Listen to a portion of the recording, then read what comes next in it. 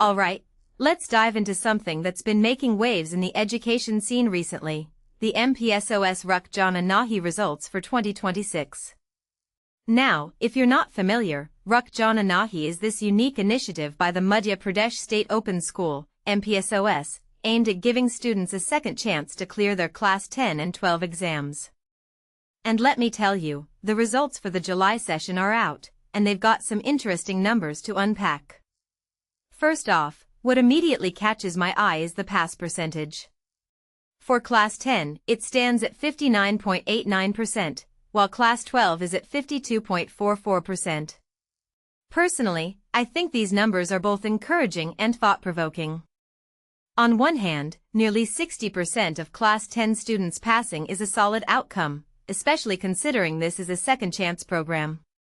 It shows that the initiative is working. Students who might have stumbled the first time around are getting back on track. But here's where it gets interesting. The Class 12 pass percentage is noticeably lower. What this really suggests is that the jump from Class 10 to 12 might still be a significant hurdle for many.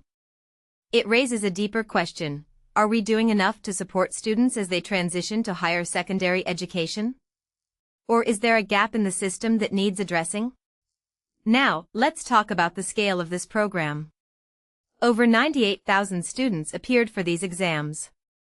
That's a massive number, and it highlights just how crucial initiatives like Ruk Jaana are. Education isn't a one-size-fits-all system, and programs like this acknowledge that. What many people don't realize is that open schooling and second-chance programs are often lifelines for students who might have dropped out due to financial constraints, personal issues, or simply not fitting into the traditional schooling mold. So, seeing nearly 100,000 students taking advantage of this opportunity is, in my opinion, a testament to its importance. If you're a student or a parent trying to check these results, here's the deal. You can head over to the MPSOS website, MPSOS.in, or use the MPE Seva and MPE Services portals. The process is pretty straightforward. Enter your roll number, and you're good to go. But here's a detail I find fascinating. The mark sheet you download isn't just a scorecard. It includes everything from your roll number to subject-wise marks and eligibility status.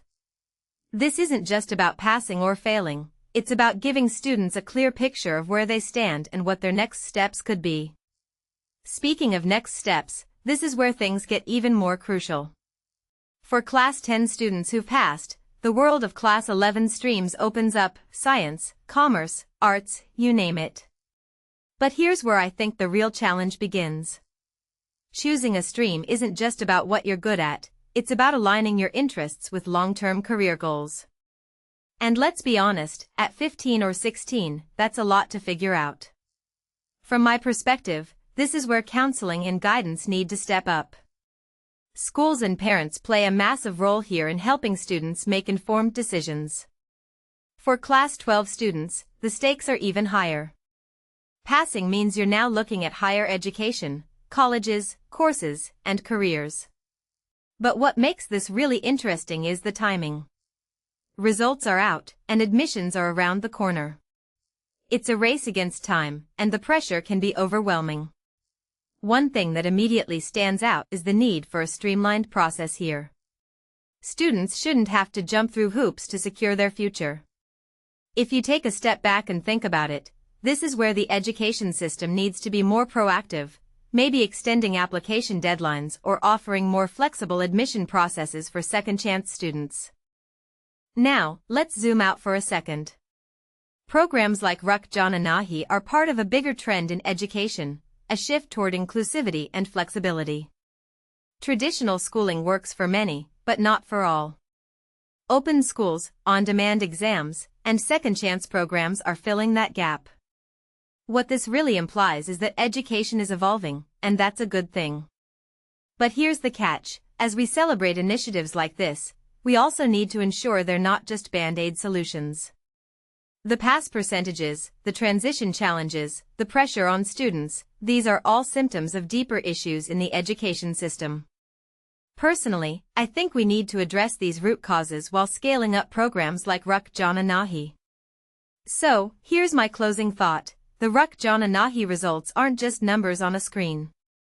They're stories of resilience, second chances, and the pursuit of a better future. But they're also a reminder of the work that still needs to be done.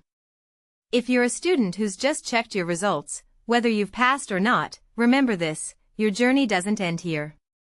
And if you're someone involved in education, a parent, a teacher, a policymaker, let's keep pushing for a system that truly leaves no one behind. What do you think? Let me know in the comments below. Until next time, keep learning, keep questioning, and keep growing.